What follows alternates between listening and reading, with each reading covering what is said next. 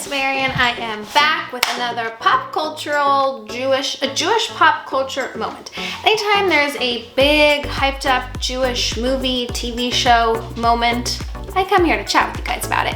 And I literally just finished watching You Are So Not Invited to my Bat Mitzvah. Is there food in my tea? Okay, so let's get into it. First, I'm gonna start with my number one thing I always talk about when we talk about Jewish related movies or content was it anti-Semitic? That's always like the number one thing people want to know.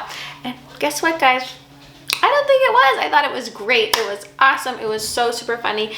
And there wasn't even a moment, I'm trying to think, where I felt like, oh, I don't like that this is how they're portraying Jewish people, or oh, this feels a touch anti-Semitic, or any of that usual stuff that almost always inevitably comes up when one movie like has to represent all Jewish people.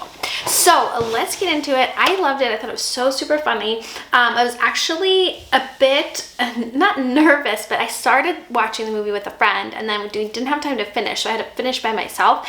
And you know when you're watching with your friend and you're like laughing together and you're like, this is so funny, and then you get home later or whatever, you watch it by yourself and you're like, oh, it's not that funny. So I was like kind of not really like, oh, I don't know if I want to finish it or not, but I really want to review it for you guys. So I was like, let me just finish it. And then actually it even got better. The like second 2/3 of the movie I thought were really, really funny and even better than the first third. Yeah, I really enjoyed watching it. I thought it was really funny and just fun to watch. I do like Adam Sandler. I'm not a like diehard Adam Sandler fan, but obviously I love him. He's fantastic and amazing. And I love that he does all his movies with like just his genuine friends and family now in this one, and just like wants to have a good time. I am a hardcore Drew Barrymore fan, so most of my love for Adam Sandler is actually from her movies. But that's an aside.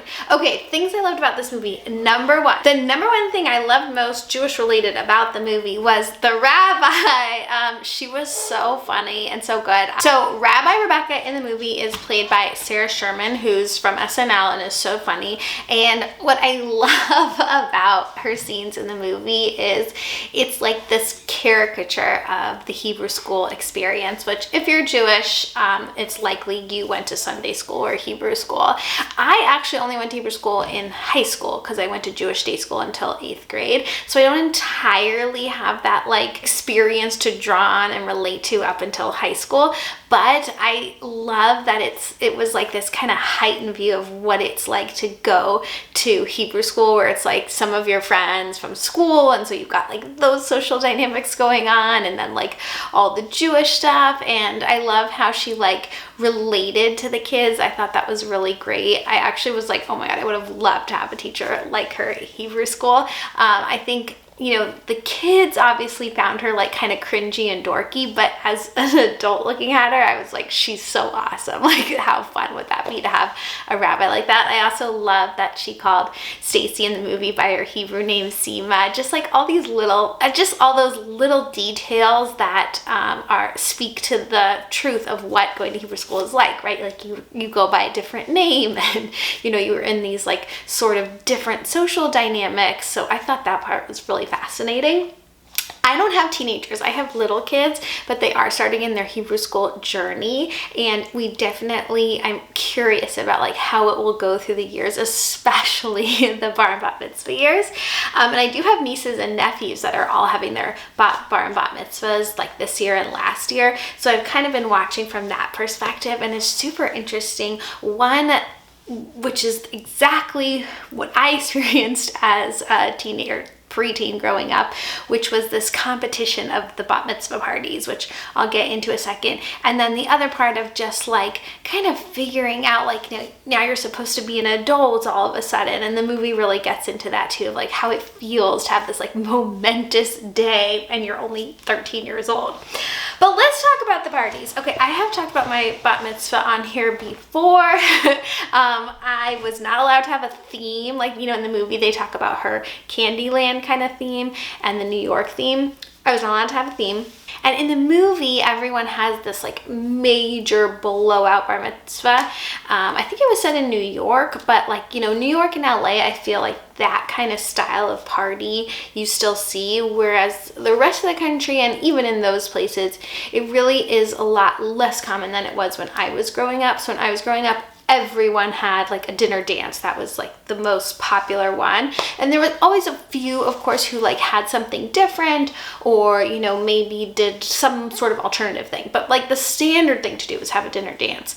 And being from LA and like in the private school Jewish scene, a lot of them were those like big over the top parties. The very first one I went to, I was actually invited to this 7th grade. So I went from 6th grade in one school to 7th grade in another school, and I got invited to the party before 7th grade even started. So I like hadn't even met the kid, and he had the Laker girls at the bar mitzvah, his bar mitzvah, and I was just like, whoa, like there's no way we're gonna like compete with this. Like, oh my god. I went to another one where they gave out baby G watches, like, you know, seen it all. It was amazing. It was like the highest point of my social life because we had like 1 to 3 parties every weekend, like black tie, super fun, super fancy parties.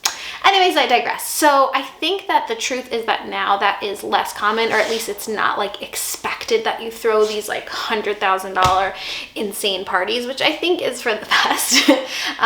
But there definitely, I think, is a pressure not to just throw the fanciest party or spend the most amount of money, but like any party when you're 13 years old has a social pressure. Even now as an adult, like there's social pressures about parties, but I think even more so it's really heightened as a teenager. And I think the movie expresses that and shows that, you know, so well, especially when she's arguing with her parents and like makes the slideshow at the beginning about why they should throw her the party of her dreams. I feel like every Jewish kid has sat down with their parents and been like, please, this is what I want, make it happen. And the parents are like, no. So anyways, but what I loved most about this movie as a whole, and what I'm constantly talking about here on my channel, especially when it comes to like Judaism and pop culture, is I love when movies depict Jews in a non-dorky way. I feel like there's like, it's been stereotyped and done about like the super dorky Jewish kid, whereas I love when it's like the cool Jewish kid. So I love that there was a ton of cool Jewish kids in this movie and that it was cool to be Jewish. In fact, like none of them, you know, I think they didn't like going to Hebrew school. That part was kind of, you know, part of it. Like, you know, it's extra work and there was a touch of that, but it wasn't like any of them, you know, didn't relate to their identity as a Jewish person. They all like seem to really embrace it and enjoy it and understand the meaning of it. And it was like a meaningful, essential, and solidly beautiful and inspiring part of their life. And I love that. I love that. I am curious if you guys have seen another bat mitzvah related movie that treats that in the same way, where the kids don't have a sort of negative attitude about being Jewish, but are just like, you know, fully embrace it and love it and are excited about their bar and bat mitzvahs. So I thought that was really cool.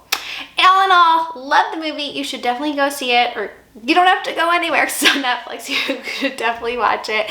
It was a very easy watch, like fun, easy. Oh, and the music, this has nothing to do with the Jewish part, but the music was so good.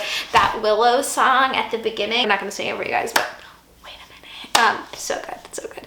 Yeah, a lot of good music in it. I was hoping, okay, if I may pause for a spoiler alert, skip this part. The video is basically done, so goodbye. I love you. Thanks for watching my channel. Subscribe. But let me just give you a little spoiler alert. I really wish that Dua Lipa had been in it, and other more famous people. I wanted a lot more famous singers at the bar and bat mitzvah. That's all I was asking for, and I didn't get it, but that's okay.